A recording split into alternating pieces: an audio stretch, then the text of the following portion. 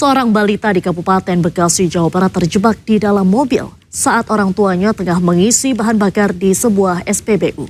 Orang tua balita yang panik segera meminta pertolongan petugas damkar untuk mengevakuasi anaknya. Seorang balita berusia 4 tahun terkunci di dalam mobil di area SPBU Cikarang Timur, Kabupaten Bekasi, Jawa Barat. Sejumlah petugas pemadam kebakaran Kabupaten Bekasi yang dimintai pertolongan berjibaku berupaya membuka sedikit demi sedikit kaca mobil untuk mengeluarkan balita dari dalam mobil. Kejadian bermula saat orang tua balita mengisi bahan bakar di SPBU tersebut. Diduga pintu mobil terkunci secara tiba-tiba saat balita berada di dalam mobil. Orang tua balita yang panik bersama petugas SPBU langsung menghubungi petugas damkar terdekat. Korban yang terjebak anak balita di dalam mobil di SPBU saat pengisian BBM. Alhamdulillah dengan kesigapan tim rescue Kabupaten Bekasi, damkar Kabupaten Bekasi, kurun waktu sekitar 9-10 menit dengan peralatan kami, alhamdulillah pintu mobil bisa terbuka dan evakuasi berjalan dengan lancar. Setelah kurang lebih 10 menit, petugas berhasil mengevakuasi balita yang terkunci dari dalam mobil dalam kondisi selamat. Dari Kabupaten Bekasi, Jawa Barat, Didit Junaidi, iNews melaporkan. Pemirsa, polisi gelar prarekonstruksi kasus bocah bunuh ibu kandungnya di Medan, Sumatera Utara. 5 tahun penjara, Bang. Satuan Reserse Kriminal Kepolisian Resor Kota Besar Medan, Sumatera Utara menghadiri terduga pelaku bocah yang masih berusia 12 tahun, ayah dan kakak pelaku dalam prarekonstruksi pembunuhan ibu kandung. Selain untuk mencocokkan keterangan awal saksi dan tersangka, prarekonstruksi digelar untuk meyakinkan unsur pidana sebelum rekonstruksi resmi dengan tersangka. 6 jam menjalani prarekonstruksi, terduga pelaku langsung dibawa ke Mapolrestabes Medan untuk perkembangan penyelidikan lebih lanjut. Saat ini polisi pun masih menunggu hasil pemeriksaan asesmen dari psikolog anak yang berhadapan dengan hukum. Setidaknya ada 43 adegan yang tadi kita lakukan prarekonstruksi. Mudah-mudahan ini lebih menyempurnakan proses penyidikan dan proses penyelidikan lanjutan yang kami laksanakan. Pemirsa, terkait kasus pengeroyokan 2 penagih utang atau debt collector hingga tewas yang menyebabkan bentrok dan pembakaran lapak pedagang di Kalibata, Gubernur Jakarta Pramono Anung akan berkoordinasi dengan pihak kepolisian dan menunggu proses hukum yang berjalan sampai tuntas untuk selanjutnya melakukan langkah perbaikan lapak UMKM pedagang. Jadi persoalan yang ada di Kalibata kan masih ditangani pihak kepolisian. Ada pedagang, ada mata elang dan sebagainya. Jadi kami menunggu sampai kemudian selesai hal yang berkaitan dengan persoalan hukumnya. Memang lokasinya itu lokasi Pemda DKI. Nanti pada saatnya saya akan sampaikan setelah ini clear ya. Saya nggak mau berstatement sebelum ini urusannya clear. Baik, terima kasih. Sebelumnya pemirsa, sebanyak 6 anggota Polri ditetapkan sebagai tersangka pelaku pengeroyokan 2 mata elang alias debt collector hingga tewas di Kalibata, Jakarta Selatan, Kamis malam.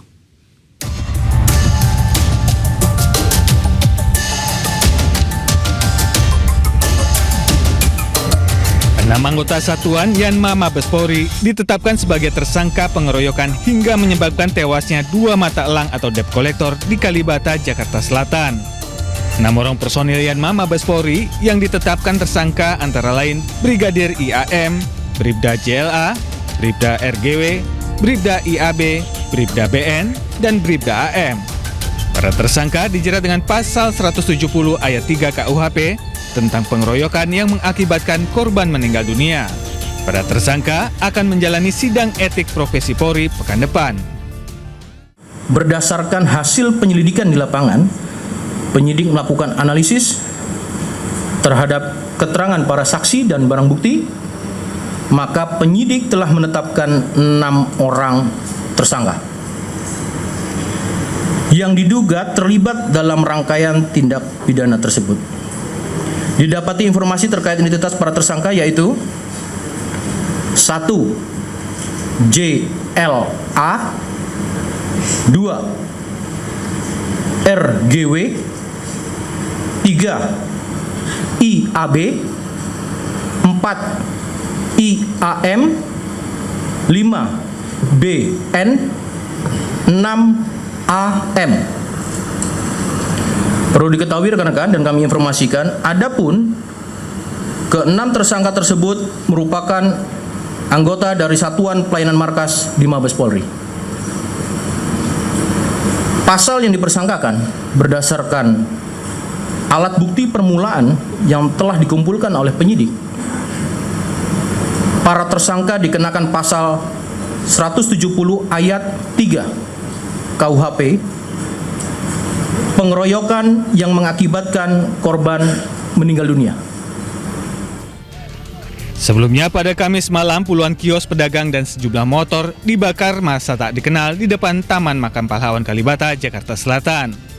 Aksi anarkis ini diduga kuat sebagai bentuk balas dendam rekan-rekan penagih utang yang marah usai 2 rekan mereka tewas dianiaya. Penganiayaan terhadap 2 orang penagih utang terjadi ketika 2 orang korban menghentikan seorang pengendara sepeda motor Kamis sore. Saat sepeda motor dihentikan, 6 orang polisi yang tengah melintas dengan sebuah mobil turun dan langsung mengeroyok kedua penagih utang. Setelah 2 orang terkapar, 6 personil Yanma Mabes Polri ini melarikan diri. 1 orang penagih utang tewas di lokasi kejadian, sementara 1 lainnya menghembuskan nafas terakhir di Rumah Sakit Budi Asih, Jakarta Timur. Dari Jakarta, tim liputan iNews melaporkan. Kita beralih ke informasi selanjutnya, pemirsa. Wakil Gubernur Rano Karno membuka Karnaval Sarendo-Rendo yang digelar di kawasan Monas, Jakarta Pusat. Kegiatan ini menjadi perayaan budaya Betawi sekaligus penutup tahun menjelang Natal dan Tahun Baru. Karnaval dibuka dengan berbagai pertunjukan seni khas Jakarta mulai dari marawis hingga ondel-ondel yang meramaikan kawasan Monas. Parade budaya menempuh rute mulai dari kawasan Monas menuju ke Sarinah dan kembali ke Monas sebagai titik akhir. Karnaval Sarendo-Rendo juga melibatkan ratusan sanggar seni Betawi dari berbagai wilayah di Jakarta. Hari ini adalah kita sebut Karnaval Sarendo-Rendo. Sarendo-Rendo ini biasanya kalau di Betawi itu acara penutup tahun. Nah, karena itu kita anggap ini adalah tutup tahun karena kita menjelang Natal, Tahun Baru, dan kita juga sudah menyatakan bahwa turut berduka pada musibah kepada saudara-saudara kita yang terjadi di Aceh, di Sumatera Utara, dan juga di Sumatera Barat. Nah, alhamdulillah dengan kegiatan ini, maka bergeraklah komponen sanggar-sanggar di Jakarta. Tadi kita lihat di Jakarta ini banyak sekali sanggar yang saya selalu bilang kepada kepala dinas, sangat kasihan kalau mereka berlatih tapi tidak punya pentas untuk dia menampilkan kreasinya. Nah, saya alhamdulillah keluar semua ini, semua yang namanya tanjidor, yang namanya te'ian, yang namanya ondel-ondel keluar semua. Nah, mudah-mudahan awal kita keluar dengan yang dibilang Sarendo-Rendo ini akan menjadi kegiatan tahunan, di mana di saat tutup tahun kita akan membuat kegiatan seperti ini. Dan untuk mengetahui informasi selengkapnya, pemirsa, kami telah terhubung dengan jurnalis iNews Dilami Aulia di kawasan Monas, Jakarta.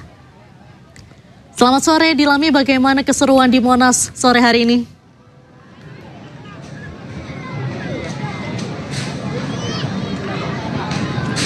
Ya, selamat sore menjelang malam Diandra. Untuk keseruan ini sangat seru sekali. Tapi kalau yang paling ramai itu tadi karena ada antrian pesta rakyat.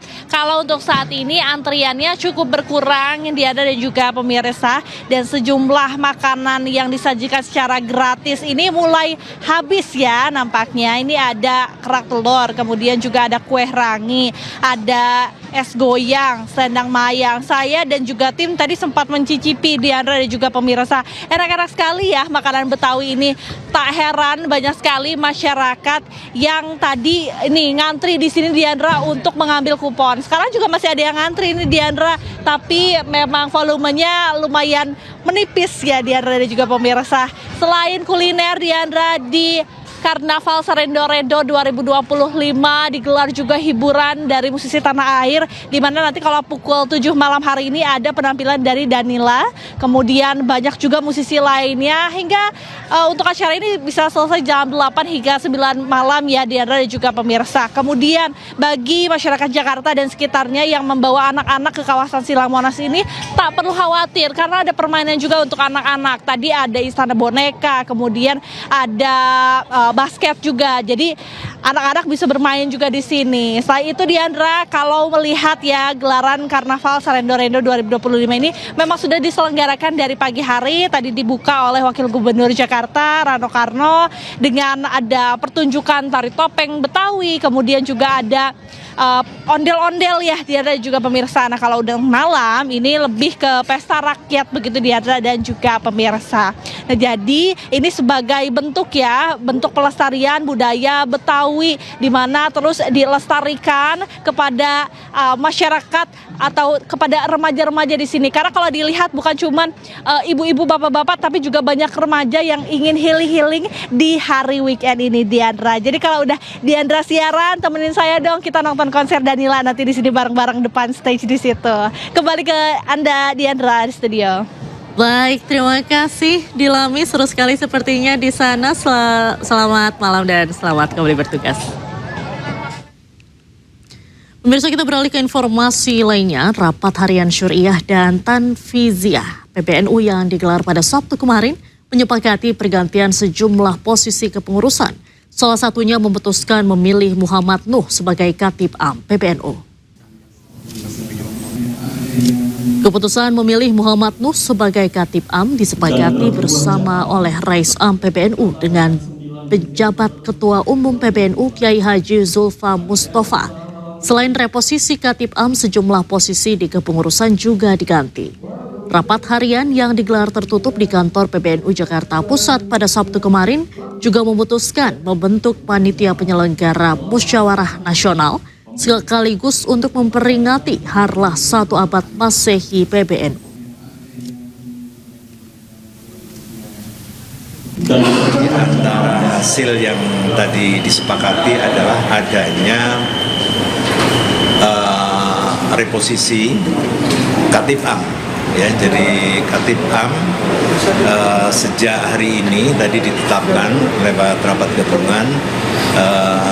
Khatib Am PBNU hari ini adalah Bapak Profesor Dr. Haji Muhammad Nuh, ya kan? Jadi kemudian juga ada reposisi yang lain, tapi nanti itu akan diserahkan tim, di mana tim itu diketuai langsung oleh Rais Am dan juga PJ Ketum PBNU. Di samping itu juga rapat tadi diantaranya membahas dan memutuskan dibentuknya panitia untuk menyelenggarakan Munas dan juga memperingati harlah 1 abad Masehi. Situasi keamanan di wilayah tepi barat Palestina masih terus memanas. Militer Israel kembali melakukan kekerasan terhadap warga Palestina di tepi barat.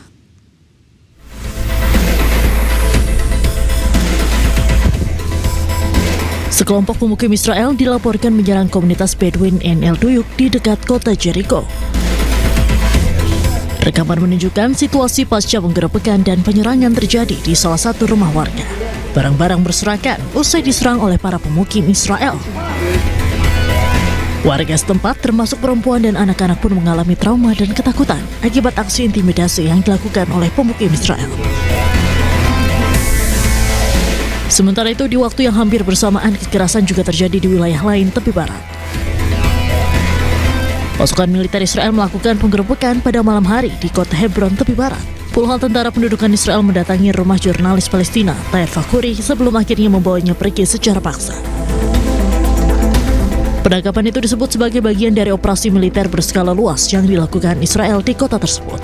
Meski demikian, belum ada penjelasan resmi terkait alasan penahanan maupun kondisi terkini jurnalis itu. Pemirsa, ratusan mahasiswa berkumpul di dekat House of Europe di Den Haag, Belanda, memprotes kerjasama Uni Eropa dan Zionis Israel.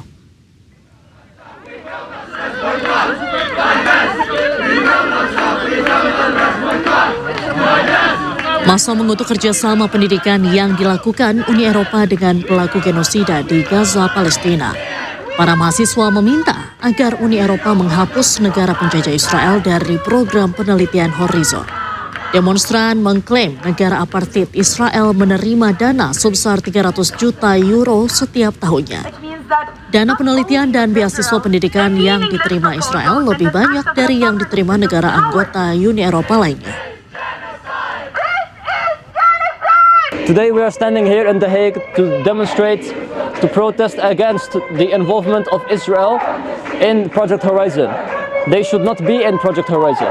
Now what is this project? It's a funding for European universities. It's a way for them to get funds for research and scholarships. Tentara Israel terus melanggar kesepakatan gencatan senjata di Gaza. Terakhir, 4 orang warga Gaza tewas setelah roket penjajah menghantam sebuah mobil di kota Gaza.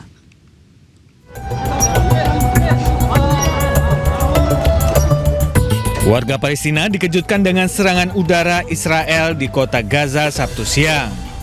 Aksi biadab ini menewaskan 4 orang dan melukai beberapa warga sipil lainnya. Tim penyelamat Palestina mengevakuasi para korban ke rumah sakit terdekat. Hamas mengutuk serangan ini dan menyatakan sebagai pelanggaran berat terhadap perjanjian gencatan senjata. Sementara itu, penjajah Israel mengidentifikasi korban sebagai Raed Saad, wakil komandan di sayap militer Hamas. كنا بعد حوالي 200 متر سمعنا الطيارات اول هو بعدها يمكن دقيقه كمان هو كمان دقيقه كمان هو شايف على ايش مش عارفين اجينا نجري لقينا السياره هي مولعه زي ما انتم شايفين اشلاء كلها والناس كثير اصابت عشرات والله ربي اعلم ايش اللي جاي. Israel dan Hamas menandatangani perjanjian damai yang mulai berlaku pada 10 Oktober lalu. Perjanjian yang diinisiasi Donald Trump ini mencakup gencatan senjata, pembebasan semua sandera, dan perluasan akses kemanusiaan. Pemirsa, MNC Group sukses menggelar MNC Forum ke-81 yang dihelat di Jakarta Concert Hall Ainus Tower, Jakarta Pusat. Forum ini menjadi arah strategis MNC Group dalam menyongsong tantangan bisnis dan industri media di tahun 2026. Guna membangun kekuatan serta menyelaraskan strategi di seluruh unit bisnis, MNC Group menggelar MNC Forum ke-81. Forum yang digelar di Jakarta Concert Hall Ainus Tower, Jakarta Pusat dengan tema Economic and Business Trends 2026, Charting MNC Group Strategies, Priorities for Sustainable Growth, and Corporate Business Update, diikuti seluruh leaders di MNC Group. Pada seri ke-81 yang dihadiri Eksekutif Chairman MNC Group Haritanu Sudibjo dan CEO MNC Group Angela Tanusudibjo membahas pentingnya fondasi bisnis serta mengakselerasi transformasi digital di seluruh unit bisnis MNC Group. Selain menghadirkan perspektif terbaru bagi para leaders melalui tokoh-tokoh berpengalaman, forum yang rutin digelar MNC Group ini juga mendorong para leaders lebih jeli melihat peluang-peluang bisnis. Kami akan melakukan satu hal yang berbeda, yaitu combine sharing session between units. Rekan-rekan sekalian, the idea behind it is in this competitive era, kita memerlukan data sebagai salah satu sumber untuk kita bisa punya strategi yang lebih tepat ke depannya untuk masing-masing business unit kita. MNC Forum ke-81 ini diharapkan mampu memberikan pemahaman mendalam tentang arah ekonomi dan media di tahun 2026, serta memperkuat sinergi lintas unit di dalam MNC Group. Dari Jakarta, Bagus Prasetya Adi, iNews melaporkan. 7 kecamatan terendam banjir di Kabupaten Cirebon, Jawa Barat. Petugas pun berupaya mengevakuasi warga, khususnya lansia yang terjebak banjir.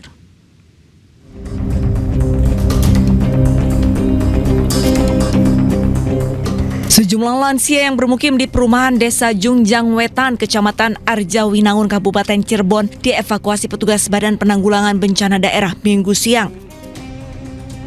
Dengan perahu karet, petugas mengevakuasi korban lansia. Desa Jungjang Wetan sendiri menjadi titik terparah banjir yang menerjang 15 desa yang tersebar di 7 kecamatan. Air banjir yang berasal dari luapan Sungai Winong dan Karangdawa masuk deras ke pemukiman. Kalau banjir ini lumayan parah, hampir dari satu desa, dari 3 blok 1, 2, 3, hampir 250 rumah tenggelam. Ketinggian air sampai 1,5 meter. Pada hari ini terjadi bencana banjir di Kabupaten Cirebon, 7 kecamatan dan 15 desa. Ini akibat apa, Pak Kabid? Akibat intensitas curah hujan tinggi dan melimpasnya Sungai Winong. Banjir mengakibatkan jalan penghubung antar kecamatan terendam dan hanya dapat dilintasi kendaraan roda 4 dengan kecepatan rendah. Dari Cirebon, Jawa Barat, Toy Iskandar, iNews melaporkan. Pemirsa, di tengah musibah banjir bandang yang melanda sejumlah wilayah di Pulau Sumatera, semangat berbagi datang dari ranah Minang. 1 ton rendang disiapkan untuk korban bencana di Aceh dan Sumatera Utara.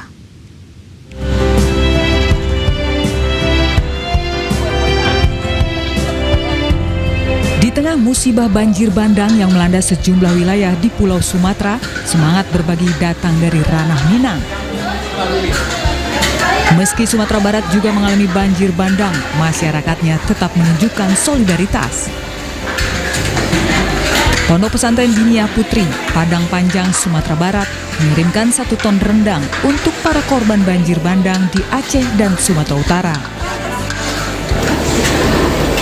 Menariknya, rendang yang akan dikirim ini dimasak menggunakan resep asli peninggalan Rahma El Yunusiah, resep yang telah dijaga dan dilestarikan selama 4 generasi. Insya Allah ini kita akan distribusikan ke Sumatera Utara dan untuk daerah Aceh. Ya, dulu Bunda Rahma Indonesia salah seorang yang merancang dunia tentara rakyat dan akhirnya menjadi tentara TNI kita. Ya. Nah, pada saat itu, pada mulai dari tahun 1940 sampai kemudian 1947, Diniyah Putri menjadi logistik untuk perjuangan para tentara kita. Dan rendang resepnya Rahma Indonesia itu sudah disiapkan untuk para pasukan-pasukan yang berjuang dalam kemerdekaan. Ini dirancang, dimasak, dan diantarkan kepada para pejuang kita di dalam hutan. Jadi panjang sejarah rendang, resep rendang. Iya, dan sekarang resep ini kita berbagi kepada saudara kita. Puluhan santri Diniyah Putri bersama para guru terjun langsung memasak berjam-jam dengan api yang terus menyala hingga rendang masak sempurna. Proses memasak 1 ton rendang ditargetkan selesai dalam waktu 2 hari. Diketahui Rahma El Yunusiah yang baru dianugerahi gelar pahlawan nasional pada era Presiden Prabowo Subianto, semasa hidupnya dikenal sebagai sosok ulama perempuan sekaligus ahli memasak. Dari Padang Panjang, Sumatera Barat, Agung Sulistyo, iNews melaporkan. Dan untuk mengetahui informasi selengkapnya kami telah terhubung dengan jurnalis iNews Agung Sulistyo di Padang Panjang, Sumatera Barat. Selamat sore Agung, silakan laporan Anda. Baik, Leandra, selamat sore. Pemirsa, saat ini saya berada di perguruan Diniyah Putri Padang Panjang. Dan seperti terlihat di belakang saya ini, banyak para santri ini sedang membantu untuk proses pengemasan atau pengempakan rendang yang akan dikirim ke Sumatera Utara dan Aceh, yang ditargetkan besok akan diantarkan. Dan saat ini saya bersama dengan Ibu Fauzia, atau yang lebih akrab dengan dipanggil Ibu Zizi. Selamat malam Ibu Zizi. Selamat malam Pak Agung. Ya, Bu Zizi bisa cerita sedikit Bu, ini inisiasinya bagaimana kok bisa timbul ide membuat masak rendang 1 ton untuk korban bencana ini? Ya, jadi tanda cinta 1 ton rendang kepada saudara kita di Aceh dan Sumatera Utara merupakan suatu kegiatan rasa kemanusiaan yang diberikan oleh masyarakat kita sebagai warga Minang dengan rendangnya. Kegiatan ini diinisiasi awalnya oleh Baitul Mal Merapi Merbabu DM3 yang juga dilaksanakan oleh santrinya dari santri pengabdian masyarakat Merapi Merbabu PM3, dan kemudian berkolaborasi mengajak kita di Sumatera Barat untuk berkolaborasi memasak rendang ini. Maka ini kita melaksanakannya bertiga bersama-sama Yang pertama Dinia Putri Padang Panjang, kemudian pesantren Hamka yang di Bani Hijau, yang kedua pesantren MTI Candemang. Ini semuanya kita kemas lebih dari 1 ton sebetulnya yang kita siapkan untuk insya Allah kita minta Allah izinkan kita berangkatkan besok. Ini tahap persiapan. Maka bagaimana kita melaksanakan kegiatan 1 ton rendang ini sebagai tanda cinta, ini tidak hanya memberikan kegiatan untuk menghasilkan satu pangan bagi terdampak bencana, tetapi juga bahan baku, membeli sapi-sapi dari sapi lokal yang di lokasi terkena bencana, yang kemudian kita gunakan juga menggerakkan kembali potensi masyarakat yang ada di sana yang terdampak bencana di daerah Minangkabau. Dari sinilah kita bergerak, lalu sapi-sapi ini kita olah untuk menjadi rendang. Nah tentunya ini tidak akan terlaksana kalau kita tidak bahu-membahu membentuk jaringan dari pesantren dan mulai dari Jakarta, PM3 sampai ke Ranah Minang di Sumatera Barat. Ini resep asli Ibu Rahma Indonesia, Ibu? Iya, jadi resep yang kita masak rendang ini khas dari resep Bunda Rahma Indonesia. Jadi ini sudah turun-temurun dan insya Allah rendang ini akan memberikan kebahagiaan untuk bangsa kita. Terima kasih Ibu Didi. Demikian pemirsa wawancara saya dengan Ibu Fauzizi dan kembali ke studio Diandra. Baik, terima kasih Agung Sulistyo melaporkan langsung dari Sumatera Barat. Selamat sore, selamat kembali bertugas. Pemirsa, masyarakat Kecamatan Batang Toru, Kabupaten Tapanuli Selatan, Sumatera Utara memanfaatkan gelondongan kayu yang terbawa arus saat banjir bandang melanda 3 desa di kawasan tersebut. Gelondongan kayu ini diolah menjadi papan dan nantinya akan dipergunakan untuk perbaikan rumah warga.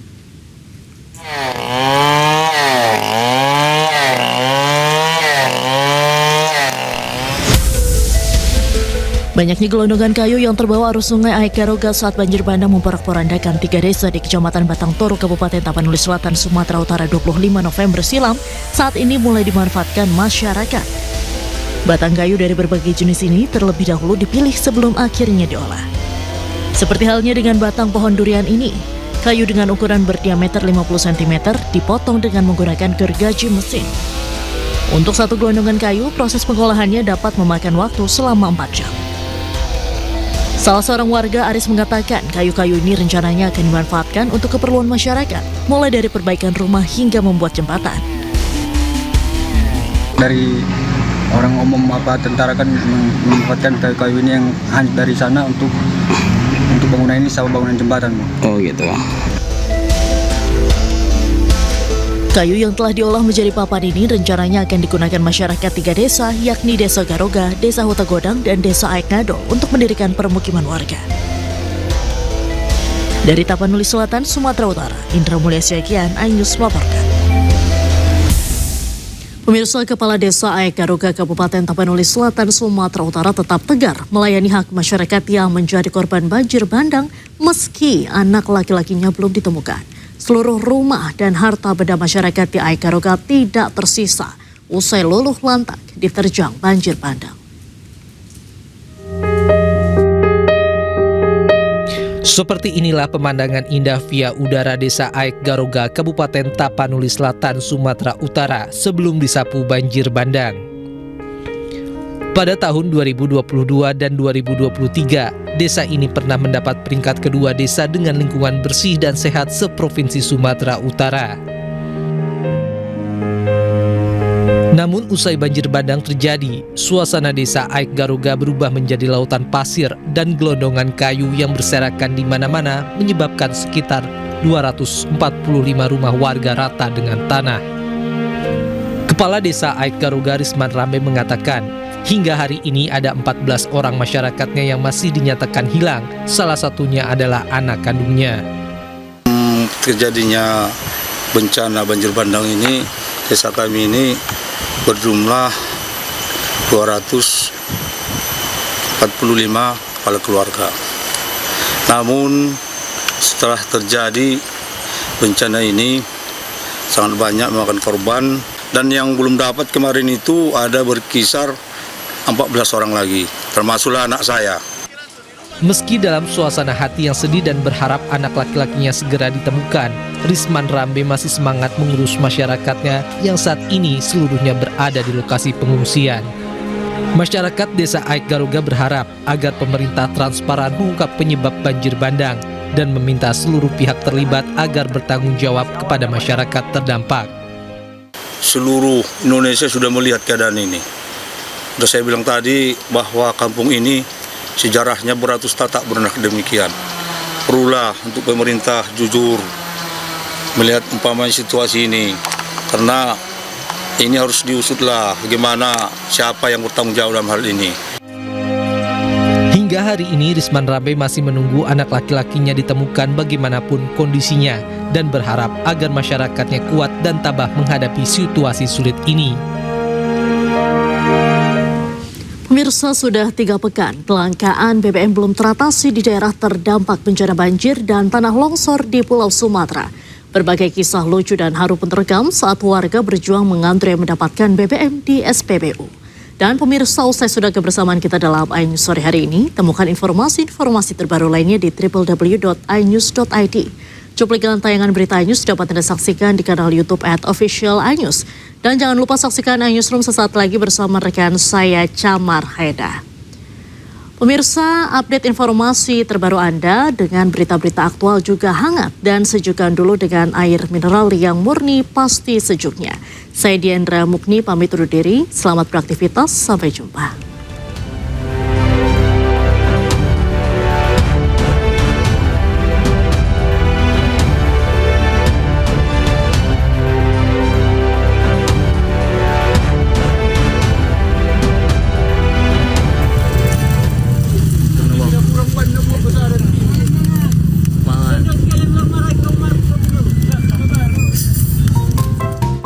Berbagai kisah lucu dan haru menjadi pemandangan keseharian warga saat mengantre mendapatkan BBM di SPBU pasca bencana banjir dan tanah longsor. Sejumlah warga rela makan di atas motor sambil mengantre BBM. Saya ikut memotong antrian bendon bola. Sementara demi mendapatkan BBM, seorang pria nekat menerobos antrean warga meski dengan resiko menjadi bahan ejekan. Mataro batuahon mendoa.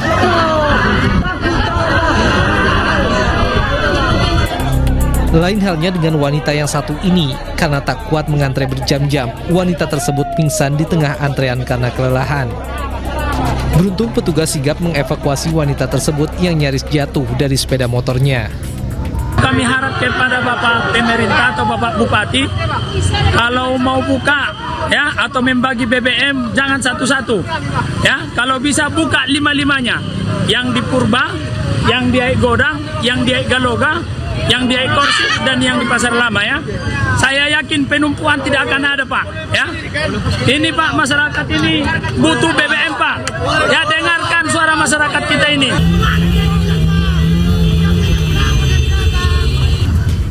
Krisis BBM di berbagai daerah terdampak bencana sudah berlangsung selama 3 pekan. Ketersediaan BBM tak mencukupi karena kuotanya terbatas. Entah sampai kapan kondisi seperti ini akan berakhir meski perbaikan akses jalan yang memutus jalur distribusi BBM terus diperbaiki pemerintah.